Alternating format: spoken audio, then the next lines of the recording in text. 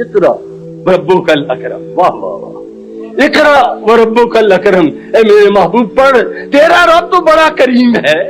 تیرے رب کے کرم کی تو کوئی حد نہیں ہے، کیوں کہ تو مظہر کرم ہے، میرے کرم کی بارش موسلادھار تیری ذات پہ ہوئی ہے، میری قدرت کے جلوے جس نے دیکھنے ہو وہ میرے محبوب کی چشم مازاق کو دیکھے، وہ میرے محبوب کی زلف واللیل کو دیکھے، وہ میرے محبوب کی چہرے والضحا کو دیکھے، وہ میرے محبوب کی چال کو دیکھے، وہ میری محبوب کی نظر کرم کو دیکھے۔